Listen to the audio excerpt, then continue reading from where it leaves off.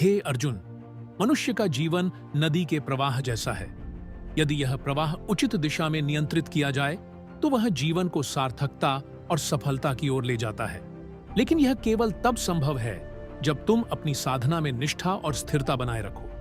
ध्यान दो, हर महान कार्य निरंतर प्रयास से ही सिद्ध होता है।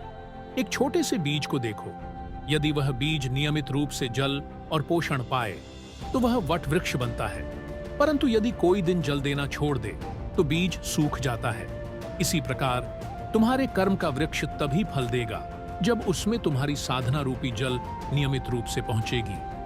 हे धनंजय, मनुष्य के मन की चंचलता उसकी सबसे बड़ी बाधा है। यह मन उसे कभी इधर और कभी उधर खींचता है।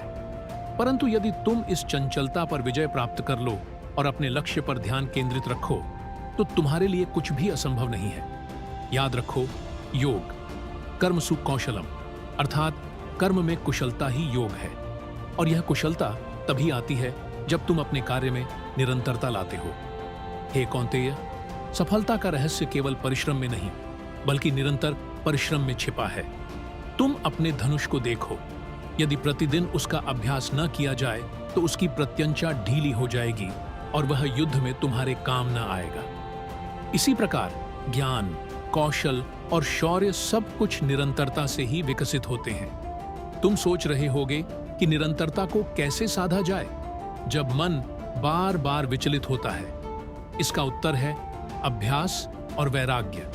अभ्यास तुम्हें अनुशासन सिखाएगा और वैराग्य तुम्हें उन सभी विकर्षणों से बचाएगा जो तुम्हारे मार्ग में बाधा बनते हैं। मैं तुम्हें एक और रहस्य बताता हूं।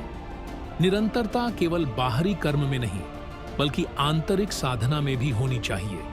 तुम्हारे विचार, तुम्हारी भावनाएं और तुम्हारा विश्वास, ये सब यदि स्थिर और सकारात्मक रहेंगे तो संसार की कोई भी शक्ति तुम्हें रोक नहीं सकेगी। जब मनुष्य अपने मन को नियंत्रित कर लेता है और अपने लक्ष्य पर अडिग रहता है तो वह स्वयं अपने भाग्य का निर्माता बन जाता है। जीवन में हार जीत का निर्णय तभी होता है जब व्यक्ति मैदान में बना रहता है।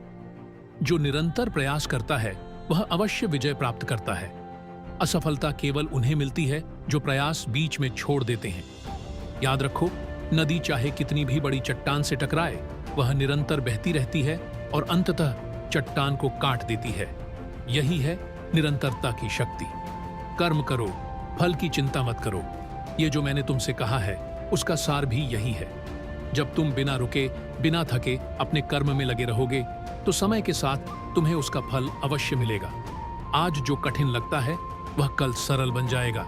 तुम अपनी साधना में अडिग रहो, हर दिन थोड़ा थोड़ा करने का संकल्प लो। जो व्यक्ति प्रतिदिन छोटे छोटे कदम बढ़ाता है वही एक दिन सबसे बड़ी यात्रा पूरी करता है। चाहे लक्ष्य कितना भी ऊंचा क्यों ना हो, निरंतर प्रयास ही उसे प्राप्त करने का साधन है। अतः हे पार्थ, संकल्प लो कि तुम अपने कर्म पथ पर डटे रहोगे, न विचलित होगे न थकोगे। याद रखो, संसार की सबसे बड़ी उपलब्धियां उन्हीं के हिस्से में आती हैं जिन्होंने अपनी साधना और कर्म में निरंतरता रखी। अब उठो, अपने लक्ष्य की ओर बढ़ो। याद रखो, तुम्हारे भीतर असीम सामर्थ्य है। बस इसे जागृत करो और कर्म में निरंतरता लाओ। यही तुम्हारी विजय का मार्ग है।